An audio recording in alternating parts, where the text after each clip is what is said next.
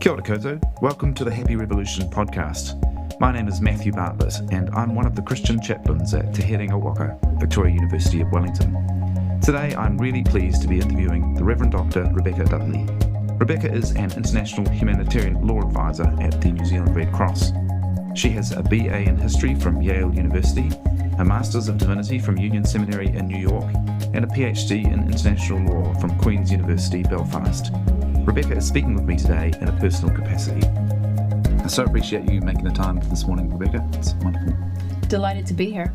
Are you happy to introduce yourself briefly? Of course. My name's Rebecca. I'm Rebecca Dudley, and I find myself in New Zealand, in Wellington, after many years in Belfast in Northern Ireland, and then years in New York City, and years in London, and then some years in Haiti, all doing different things. Grew up in the Midwest of the U.S. I went to Yale University where I studied history, and then I went to Haiti, and I always used to joke that I went to Yale University as an undergraduate, but then the Mombe-Croce School of International Relations, Mombe-Croce being the tiny village where I lived for 3 years, and learned a great deal about how the world works, really, in the years that I was in Haiti, and studied theology at Union Seminary in New York City, which is part of the Columbia University system.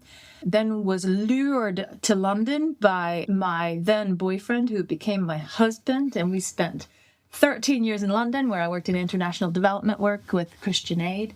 And then we were all, as a family, lured over to Belfast, where we spent another 13 years as part of the Northern Ireland peace process in different roles there.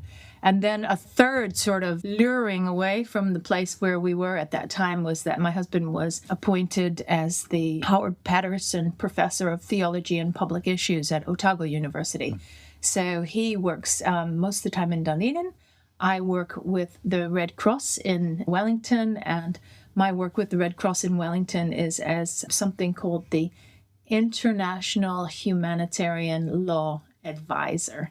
And what that means is that I work on the sort of key elements that make the Red Cross unique as a humanitarian movement. On the one hand, the principled humanitarian response that we try to make, and on the other hand, the legal frameworks that can protect vulnerable people in humanitarian emergencies. So here we are in this lovely, quiet library, and I'm going to talk about any or all of that. Thank you. Yeah. What a journey.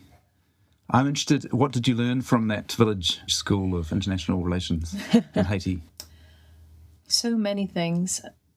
The Haitian culture is profoundly, deeply courteous in the small politenesses that are extended to others. And so, for example, when you're walking down the street, you have to pause and you have to clap eyes on someone and ask them how they are and listen to the answer. And then you pause again before you move again down the street. And so it can take quite a while to walk down a street. But for an American who is always running from one place to the next, that was a really challenging lesson. The other thing I learned maybe was on a more serious nature and equally challenging, which is that when there are terrible setbacks to our hopes and dreams, and there have been so many times in Haitian history, terrible setbacks to the hopes and dreams of really courageous people, not everyone makes it. It's kind of easy from the outside to be a bit glib about people's courage and resilience, especially if you're in my line of work. And you do see a lot of extraordinary courage and resilience, but not everyone does make it. And so the path that you walk, if you're trying to walk alongside people who are in really difficult situations, is respecting that everyone has different ways that they manage things and cope with really difficult circumstances, difficult setbacks to their hopes. Sounds like a difficult lesson. Yeah. I'm thinking in particular of a young woman who was a community activist who was working for democracy in Haiti in the 80s, and along with many other activists who went on to do other things. But when democracy in Haiti had a terrible setback in 1987, an attempt to vote in popular elections for the first time after baby Doc Duvalier was ousted from the country. That was sadly and very violently repressed by some of the kind of old guard. The attempt for democracy was violently repressed, and she really struggled mentally with that, and there was a lot of fallout. So not a tidy story, but, part of reality. What were you attempting to do in Haiti? I was working with an organization that was linked to the Mennonites in the U.S. called the Mennonite Central Committee. And the Mennonite Central Committee arose out of the pacifist commitments of the Mennonite Church, where they found that if they were going to seek peace, they had to work for justice. And their particular strengths as Mennonites, and being from agricultural communities principally in North America, was around working for food security justice and assisting people in their farming and other kinds of methods that would increase yields on small farming plots. And my role in that was that I was the documentation person, you could say. I was sort of the coordinator of the project, and I lived in this tiny community. As I say, I had the privilege of becoming fluent in Haitian Creole and learning a lot from colleagues, Haitian colleagues and North American colleagues who were working for the food security part of things, for gender justice issues in terms of women in leadership emerging through that area, and then ultimately for trying to assist the kind of precondition of voting, which is around literacy issues. Because if you think about it, having a free and fair election when people can't read is enormously challenging. So, sort of assisting with literacy issues, assisting with local civic engagement of people. And then I also was able at that time to do a bit of documentation on some of the issues with respect to human rights respect and lack of respect, and to get documentation through to other places where it could be used for improving the defense of human rights. This is kind of a philosophical parenthesis maybe, but you mentioned human rights. Where do they come from? I used to work with the Human Rights Commission in Northern Ireland. We used to say that human rights are human needs that are protected in law, which I think is quite nice and quite neat, because it brings in both the sort of intuitive sense that we all have of what human needs might be, but it also brings in the legal aspect. The legal aspect is quite an important thing. I mean, I remember once in Northern Ireland participating in a street demonstration, and then there were thousands of people who were passing by the doors of, some of the main shops in the high street. I overheard a lady from the pavement saying, "But I have a right to shop," and so because she couldn't kind of immediately get in the door of the main department store. I thought that was funny, but it also kind of touched another element, which is that, that there's not everything that we think or say or assert as rights is actually legally protected in law as much as some other things. So the rights that have tended to be kind of enshrined in law are rights, and this is particularly in the European tradition and reflected elsewhere as well, but that's the one I know the best in terms of my involvement in Northern Ireland. The rights that tend to be enshrined in law are rights that are necessary in a democratic society. And so when we then start to ask questions about, well, what's necessary in a democratic society, that opens up a whole door into, how then our rights are legally protected. So, for example, we in a democratic society should have the freedom to express ourselves and the freedom and not infringe the freedom of other people to express themselves. Where does that cross the line? Well, it crosses a line when it infringes on the rights and freedoms of others. So you have some limits on rights when you come across what we call hate speech. So, none of us have the right to infringe the rights and freedoms of others. As a judge said quite memorably, where do my rights stop and your rights begin? Well, my rights end where your nose starts. Your rights end where my nose starts. So that's the balancing act, and that's the kind of concept of human rights, is at least in that tradition, which is very much reflected in the Northern Irish experience, because upholding rights and promoting rights in a democratic society is what you need to do to build a society that is characterized by peace and the rule of law, which is, of course, what Northern Ireland was trying to do in the peace process. So rights come right to the front of that process. I've never heard that linked up with what is the kind of society that we're trying to, or what is necessary what's a precondition for that kind of society? Yeah. One of the privileges of that I felt in Northern Ireland and in our many years there was that there would actually be seminars where people from vastly different backgrounds and some real conflict between different families and family members that would be represented in a group would be talking about, well, what kind of society are we trying to build? And I've never lived in a place where people are thinking, oh, what kind of society do we want to build? And so coming out of conflict and sadly in Northern Ireland still experiencing a lot of underlying and sometimes very obvious violence, it's really a crucial kind of survival question. What was your role in the Northern Ireland peace process?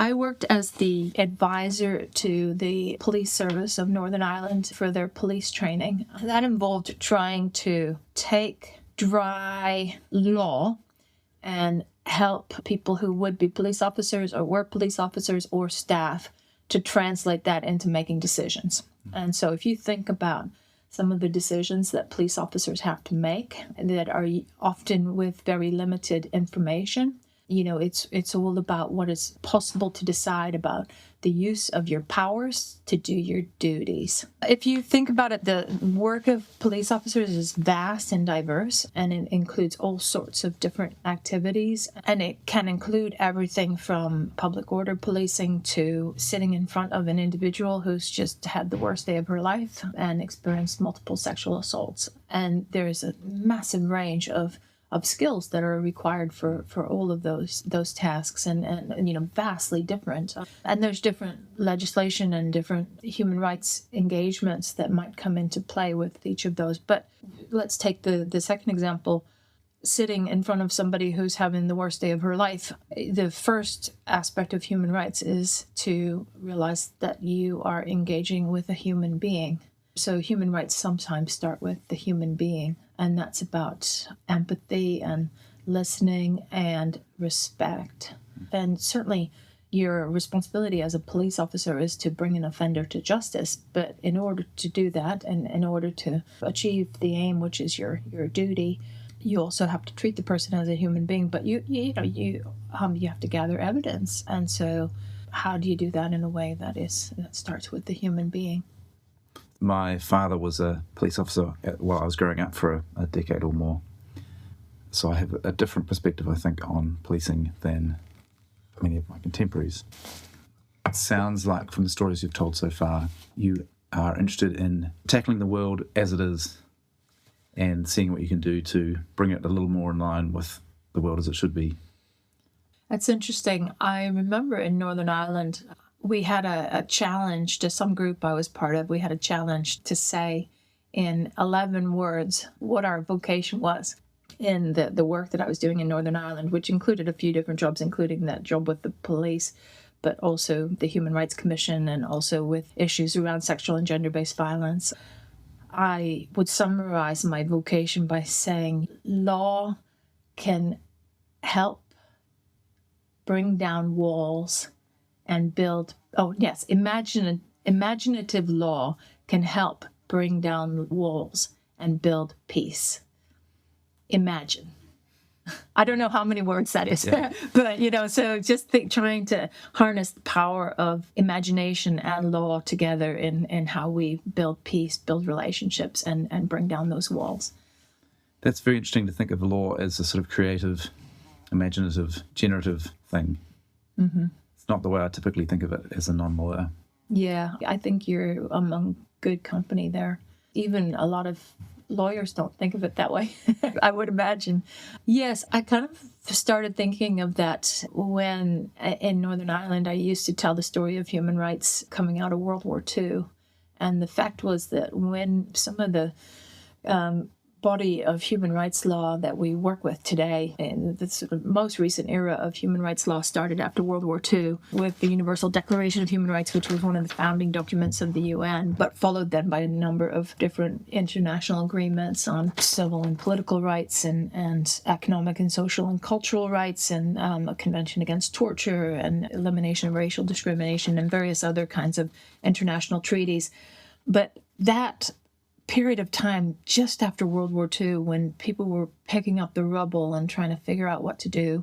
And I used to ask groups thinking about this kind of period of time to try to remember their way back to, they knew of that period of history and how people were dealing with not only the kind of physical debris of World War II, but also just the psychological blowout of it. Because there were two things that happened in World War II that were just psychologically absolutely devastating if you cared about the world. At least there was so many things, but including two big things that you can think of now.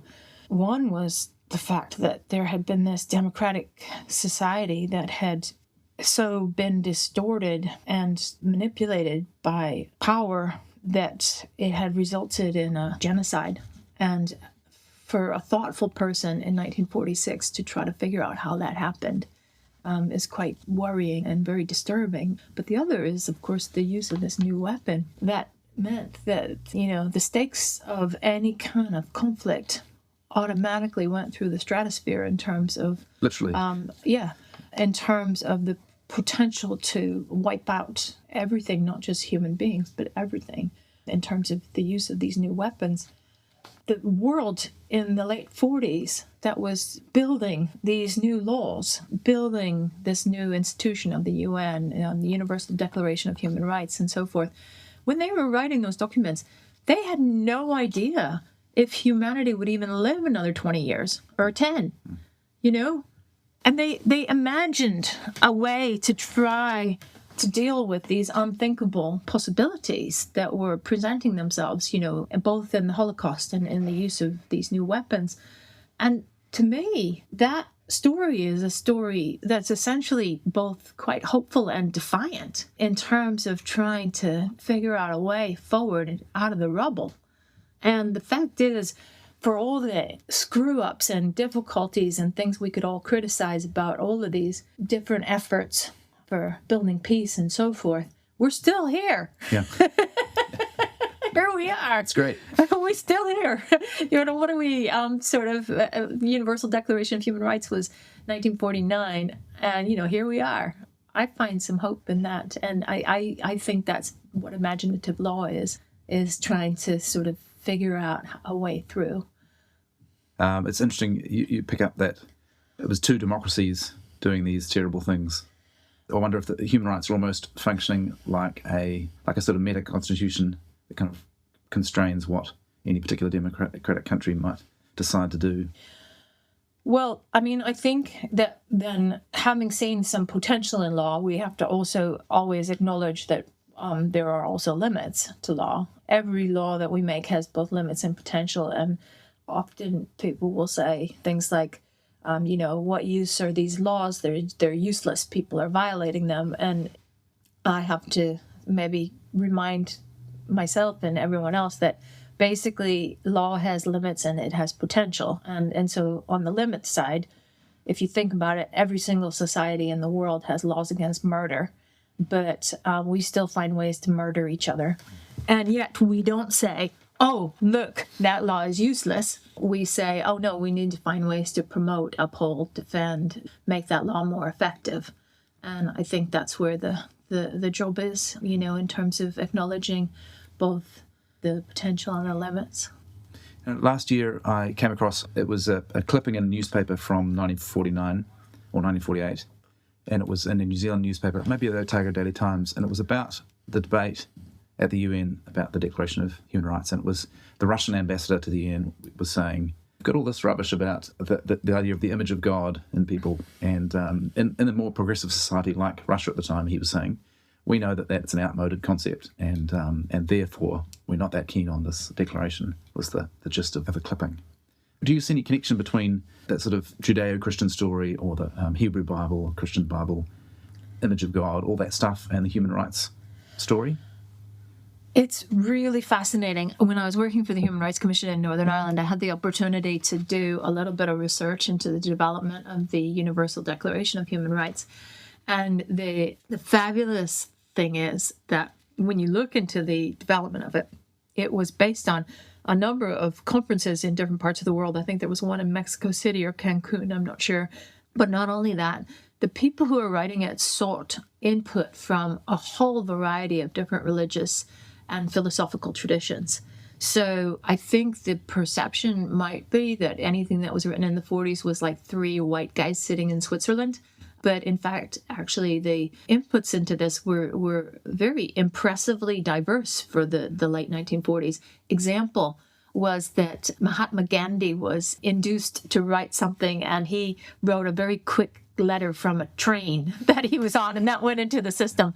And so there were some discernible schools of thought, including the kind of what was emerging sort of Marxist communist philosophies, you could call them, that would be anti-religion. But then there was also inputs from Confucianism, from Christianity. I think there was a Princeton theologian who made an input.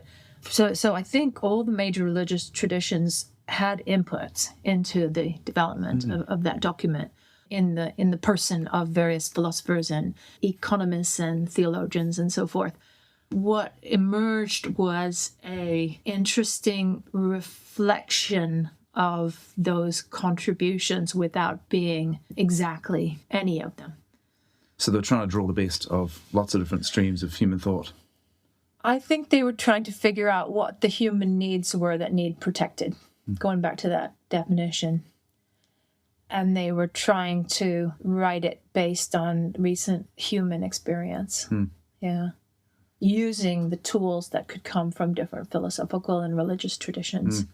So, for example, there was a huge debate on the interaction between rights and responsibilities, and that found its resolution in Article 29, if memory serves, around how everyone has responsibility to the community in which alone human beings can flourish, or some kind of wording like that, which was kind of an interesting resolution of that. From what I remember from this study, but you probably can find out a lot more now from what you were talking about. There were deep divisions between the more Marxist scholars who wanted to bring to the fore the economic and social rights, and then the sort of more, for want of a better shorthand, maybe more Western philosophy that were looking at civil and political rights being brought to the fore more. So that continual sort of tension went into the early movement of human rights documentation, but is reflected then, the way it was resolved was through the two covenants that were then negotiated in the 60s, where you had the covenant on economic, social, and cultural rights on the one hand, and civil and political rights on the other. And together they were considered to be a kind of unified statement of the kind of needs that needed to be protected in law. You mentioned way back studying at Union Theological Seminary. What did you study there, and how does that all sort of fit in with the stories you've told so far? I went to Union Seminary straight after living for 3 years in the village in Haiti. I wasn't thinking that I would go to seminary. My father had been at Union Seminary. My father was pastor, and so I explored some other options before I ended up kind of succumbing to going to seminary the way my father had. I thought probably I was, like a lot of other people from an Ivy League school, I thought I was probably heading towards working for the World Bank or something like that.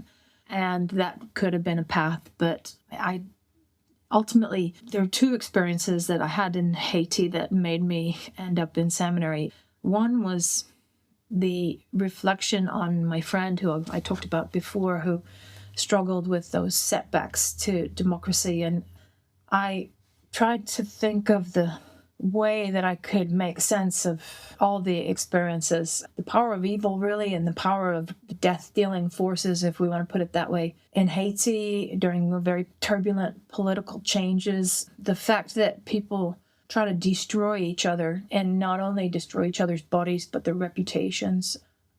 I found that as I reflected on that, the only kind of story that kind of helped me make sense of the world was actually of trying to find and tell a story of a God of life, a God who shared our life and showed us a new way of living. And a God who was killed, but then was more powerful than death, and that kind of identifying with that story was something that was very important to me. And so that was one thing that took me to seminary. And then the other thing was that I was in church once, and we were having communion, and it was, as it happened, that was in the middle of what was called the hungry time, which happened every year for several months after the crops were planted, but before the harvest. During the hungry time, there were a lot of people who really didn't have enough to eat, and communion was shared in the church, and the pastor said, "I'm the bread of life," and the plates of bread and juice were passed around. And what I noticed was that everyone was looking at each other, what seemed to me with some level of suspicion that nobody would take too much. And the challenge of hearing the words, "I'm the bread of life," where people in the congregation are actually physically hungry, to me was perhaps like the deepest theological challenge that I could imagine. And so I didn't end up working in the World Bank. I decided that those questions of trying to kind of identify and follow this narrative of a God of life, and trying to think about what it means to make the bread of life real, that those would be the things that would take me to seminary. And when I got to seminary, I explained some version of this to some people in a seminar or something like that, and they all just listened, and they were like, "Oh, well, good luck with that." Those are good questions. I don't know if you're going to find the answers here. And did you? I think that we continually choose the stories that are going to shape us, and that is a continual choice. And so going to seminary gave me some tools to try to tell a story. Before I went to Belfast, I had many years in London where I worked with Christian Aid, and part of my role in Christian Aid was to help church people make connections between their faith story and people who are hungry, or people who are living in situations of kind of systemic injustice and so forth. So I had the opportunity to explore ways that we could kind of live into a story that brought together that kind of commitment to, the bread of life. Is that the bread of life? Is that a key phrase in your thinking? Not every day, but when you ask me that question of why I went to seminary, that definitely was the kind of the driver, is bringing together that sort of like affirmation of, there's some relational affirmation in talking about the bread of life, because unless you are willing to kind of look at where the gaps might be in your community, then it's pretty meaningless, I think. It's interesting that your perception at that time, and perhaps now still, is that sort of seminary versus World Bank, like that adjusting economic structures was not as powerful as going deeper into the story and finding ways of telling it well. That would be a more effective way of getting people the bread of life. Well, I mean, I think, I was raised, as probably you were too, Matthew, with this really strong sense that one tries to hear a call and then follow it. And so, the sense of vocation, I think that was more of what led me, rather than thinking, oh, this is objectively more effective than that. It's just that it's more, what are you called to do? What's the thing that you are asked to do? Because I suppose that is, really one way that I find helpful to kind of manage in the world that is so full of chaos and complexity and so forth, is that actually you're not called to do everything. You're just called to do the thing that you're called to do, and to be attentive to what your corner of things is. It sounds very connected to one of the questions we often ask about what keeps you sort of sane or grounded. I love that question. I'd love to hear other people's answers too. I think that the continual searching out and listening and delighting in kind of creative new ways of solving problems, telling stories. I mean, this weekend, there were all these festivals happening all over Wellington. I know there was like the Newtown Festival, and there was Pride, and there were various things. I didn't get to the big crowded ones, but I went to this wonderful initiative called No Parking, which was when different organizations and individuals make proposals to take over a parking space for a day. And they were completely delightful expressions of creativity and engagement and inviting people in. And there was a woman who had motorcycle gear on, and she was doing people's ironing, and that was kind of wild and interesting and expressive. And then, a little bit further down, there were places where you could do those kind of highlighter poems out of old books, and then a little bit further down, there was a kind of karaoke, open mic dance floor, and similar. So I love that. That, to me, that keeps me sane, because, it keeps reminding me that we just like have this inexhaustible sort of creativity and fun and different kinds of ways of solving problems if we can just kind of access it and tap it.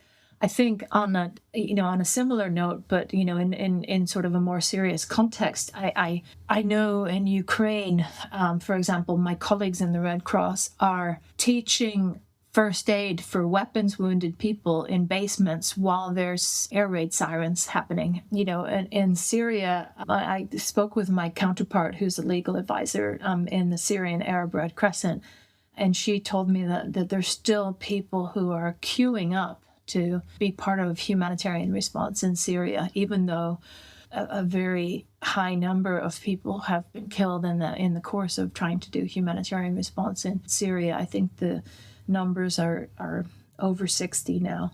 And so I find that really, really inspiring to know that there's, in any kind of humanitarian emergency, there's the worst that comes out in people, of course, almost by definition. That's kind of what fuels it and makes it chaotic and traumatic and everything. But there's also quite often the best as well. You mentioned earlier Corrymeela. Uh-huh. I don't know very much about Corrymeela. Can you tell me about that place or thing or whatever it is? Yeah, that place, that thing, that group of people. So Corrymeela is a place. It's a gathering place on the north coast of Northern Ireland. On a clear day, you can just about see Scotland over on the other side of the sea. And the name is derived from Irish language. Originally, they thought that the name meant Hill of Harmony. But more appropriately, evidently, more recently, they found the etymology. It means a lumpy crossing place. And what Corrymeela is a group of people who got together in the late 60s out of the chaplaincy. Actually, Matthew, you might be interested to know, the chaplaincy of Queen's University, Belfast. And they tried to create a place where people would be able to feel safe and have difficult conversations across a divided society. Mm. And so that mission has continued even in the middle of the Northern Ireland Troubles over many decades. Corrymeela became a place where, for example, politicians could meet secretly and try to forge out some kind of common ground without having anything at stake in terms of public profile. It became a place where other ordinary people could meet across a kind of polarized society where there was a lot of violence and try to share what their story was and listen to other people's stories. So the emphasis in Corrymeela is around facilitating and hearing and having really difficult conversations that might lead somewhere to a better society in terms of relationships. There are a number of us who are members of the community, and by being members, we make a commitment to the thing that's most important to me as a member is that I make a commitment that I'm part of the brokenness of society and I want to be part of the healing. And there are a number of other things that we make a commitment to in terms of the way that we interact with people and try to facilitate those kind of conversations across polarized societies. Mm-hmm. Of course, Northern Ireland's experience as a polarized society is unique in one way, but unfortunately it shares a lot of features with a lot of societies that are divided and becoming more divided in many ways. So there's possibly some wisdom that can be shared about how to have these conversations and how to be. I'm interested in what kind of wisdom might be there. I feel like there are quite a few divisions in New Zealand society on various things. say there's sort of urban-rural divide sometimes in evidence, for instance, and I have a sense that at the moment we're in a bit of a phase of mostly gathering into tribes and patting each other on the back within the tribes. Not all that many great spaces for really bridging across difference. And what do you know about how to do that? The Corrymeela experience is, there's a number of different aspects of it that I think have some wisdom to offer about how we live together. Just naming two, at Corrymeela, everyone chips in and does the dishes. So there's a beautiful, beautiful site where people take wonderful walks to the beach and do different other activities together, art projects and all sorts of stuff, and get a bit of respite in many cases from really hard situations where they're living, and kind of get away with the kids and have some really interesting conversations across different activities that may not be explicitly about the problems in Northern Ireland, but are about doing stuff together and then sharing stories. But everyone does the dishes. Everyone, like from the chief executive and the leader of the community to somebody who's just walked in the door. And doing the dishes is really important, because of, you have conversations while you do the dishes and you're doing something together. So there's that kind of attitude. But secondly is what I said at the beginning, or in terms of talking about Corrymeela, that it's very compelling if you try to think that maybe if there's a problem, you might be part of the problem. There might be something that you are bringing to the situation where, you need to listen and you need to change. And so it does kind of invite you to ask questions that might be a little bit uncomfortable about how maybe, there's change that might be required in yourself as part of, if you want to be part of a solution, I know, for example, I'm part of the problem in the fact that there's climate breakdown right now. And how do I want to be part of the solution, for example? Is Corrymeela a religious sort of place? Yes. It's founded on a strong sense of a Christian story, but of course in the Northern Irish context, that's challenging because you have different angles into Christian story, from a strong Protestant identity and strong Catholic identities that are perceived to be sometimes in opposition to each other. So sometimes when I used to do training, people would say, oh, no, we're different religions. I was like, no, hold on just a second. Protestant and Catholic, same religion. Jewish, Buddhist, Christian, different religions, but people would perceive themselves as being different religions. More recently, there's been a lot of people who have been involved with Corrymeela who don't, for all sorts of very understandable and good reasons, respond to the kind of Christian narrative or identity of the place. And so there's conversation and involvement about how it reflects other stories as well, and still maintains a sort of sense of identity. Yeah, so it's an interesting dialogue at the moment. Yeah, amazing. It's evidently still quite a big part of your life and identity and things, even though it's quite a way away from little old Wellington. Very much. It kind of holds me accountable in terms of that one thing of thinking, okay, well, how might I be part of the problem, and how do I want to be part of the solution? Which is no fun to think about, because it's way more fun to think about how other people are the problem. Yeah. And way more human, maybe. Makes me wonder about, possibly this is too intense, I'm not sure, I'm just thinking of the church that I'm involved in. I feel like we've got a kind of there's some simmering stuff under the surface about sexuality and gender and sort of stuff, all the obvious sort of different camps and lines that could be drawn, and we it's just too tricky to talk about because it'll be trouble. Do you have any ideas about, or suggestions, or what you've learned from peacemaking and different conversations across divisions? How could I tackle that? How could I be part of a useful solution there? It sounds like I shouldn't come in there thinking, I know how things should be, and if only people would agree with me, then... That's a very good question. I would need to think about that a little bit more.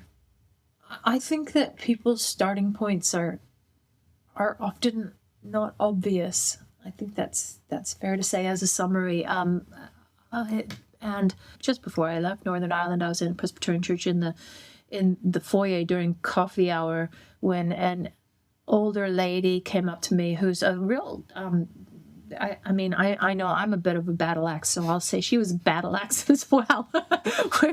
So, here's another battle axe coming up to me. She's maybe 20 years older than me, and she was telling me in a very loud voice that her son was coming home to visit and that he was gay, and that he said, "Love me or lose me, Mom."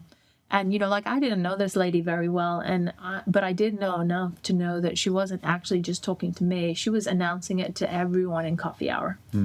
And that was going to be her way of basically saying, here it is. This is my family member, and I am going to love him because I'm not going to lose him.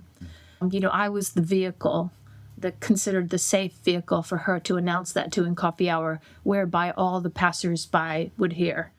So I think, weirdly, sometimes there's a capacity for surprise in some of these instances where we can't automatically assume that we know all the ins and outs of how everybody else feels or thinks or what their life experience has been of these things. So it's hard. And then I would say also, as in any situation where there's a underlying potential for violence, whether it's sexual or gender-based violence or perception of gender issues, the importance of safety for participants is really, really important. And so it's how to balance, the capacity for surprise with the real absolute importance of people's rights being upheld and safety being preserved for the participants.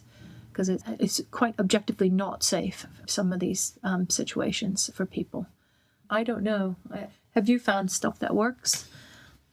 Not yet. But I'm interested in exploring that and trying to work out, are there modes of conversation or ways of creating safe spaces where people opt into a kind of conversation where they know ahead of time this could get sort of dicey, but I know my limits sort of, and I can handle this level of diciness or whatever, while also preserving the capacity for surprise, like you say. Yeah. I hope we can always preserve our capacity for surprise, because that to me is another source of hope. Yeah. Otherwise we just get stuck, don't we? Yeah. Nice segue. One of the themes of the Happy Revolution podcast is that question of hope, like how do different people in different situations maintain hope? How do you? My observation would be that if anyone finds it really easy to hope, then they're not paying attention. There's a whole lot of good reasons why it's not easy to hope. So in the reality of that, I would draw from the example that a colleague of mine made some years ago, where she noticed that the Presbyterian funeral service was a service of witness to the resurrection and the sort of defiant edge to that. And I've reflected often since then that actually hope is a decision. Hope is a decision that we make, and sometimes it's a defiant one. It's constantly sort of trying to choose that and make that decision. I think, sort of related to the sort of question about the stories that we lean into and the stories that we tell to shape us. It goes back to me to a choice to try to choose a God of life, and not that minimizes the power of death. Power of death is pretty strong. But if I'm choosing to try to live and tell a story about a God of life, then that to me has certain implications about going straight through the middle of despair and then coming out the other side into a world that God loves so much. And what is the will for the world that this God loves so much, and kind of coming out into that and trying to be part of that in whatever my little way is. How can we tell what the will for the world from God might be? Speaking theoretically and generally about the will of God for the world is, I think, very difficult. But when you see the power of evil and death-dealing structural forces that keep people from forming a community and from flourishing and being the human person fully alive, or in the human communities, fully flourishing, then it's kind of possible, maybe, I think, sometimes to navigate a way through that in terms of the ethics. I've heard you use that word evil 2 or 3 times. It's not a word I hear all that often in regular conversation. What does it mean to you? Is that a real thing in the world? Great question. It's a real thing. I'll maybe answer it by going on the other side of it. One of the things my father said as a pastor that always stuck with me is that he felt that we were created for community. And I always loved that in terms of thinking, well, what's the thing we're aiming for here? And it's that created for community. I do love that, and I do believe it. And I think that there are pressures and incentives and decisions that people make that divide us and destroy us. And so maybe that would be what I would call evil. But I think the danger, obviously, of using language like that is to dehumanize those who make the choices or do the things that you're talking about. And so there is a challenge, I think, in being clear that there is such a thing as evil, but not dehumanizing people who make those choices. People who make those choices are still human beings.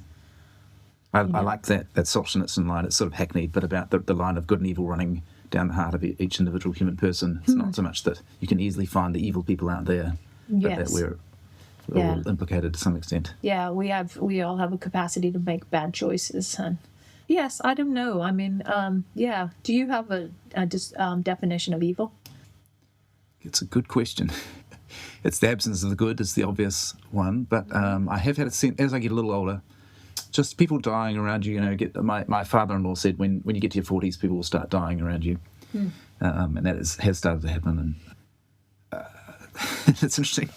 Whoops, I feel emotional because thinking about a young friend who took their own life recently, and that sense of people not being able to access the good or somehow losing a connection to the good, which I identify very much with God in various ways, that there's something evil that gets in the way.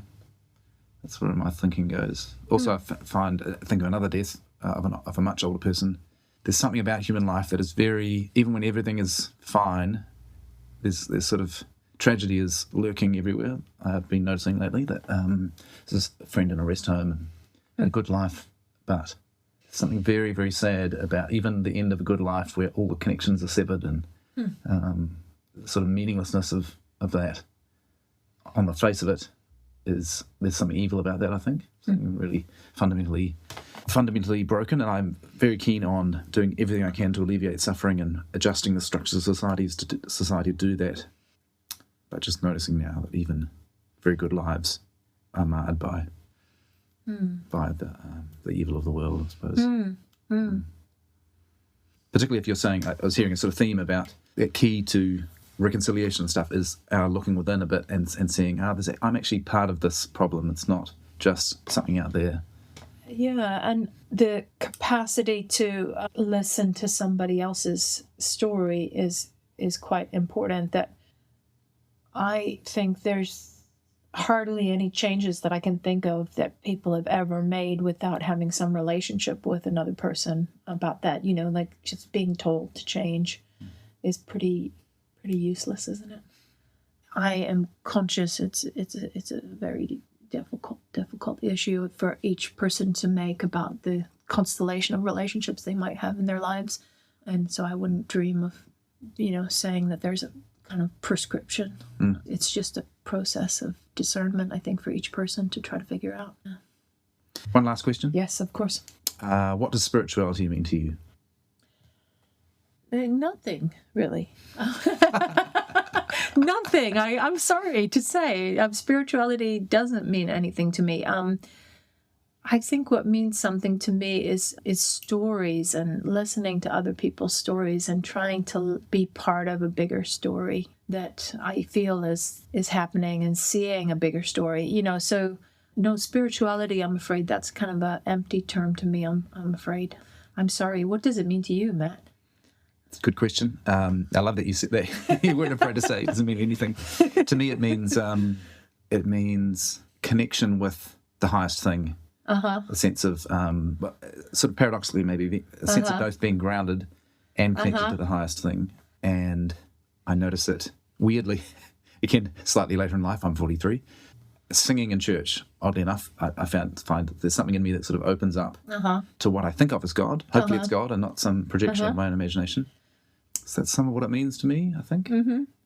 There's also something about community and something about being part of a kind of healthy community that is kind of vibing, good, healthy, productive vibes. There's something about spirituality in that is not very well defined. I think I might slightly be resisting this word spirituality in the same way that I resist the word wellness, because I feel like spirituality and wellness have had these industries grow up around them that are possibly around kind of, and this is reductive, so apologies for that, because I know there's way more to both of those things than this, but there's a commerce aspect to both of them, and then there's an introverted, as long as I'm feeling well, that's all good, life is good, and an individualist kind of approach that capitalism has done to those two words. So maybe that's my internal resistance. I can imagine that there's good stuff to be reclaimed about both spirituality and wellness. You prefer story and community? Yeah, story and community to me is because those are active. They're active and they're relational. Whereas spirituality to me feels potentially quite individualistic. Lovely critique. I so appreciate your time today, Rebecca, and I'm sure our listeners will as well. Thanks very much for sharing so much of your valuable time with us. Thank you, Matt. It's been really fun.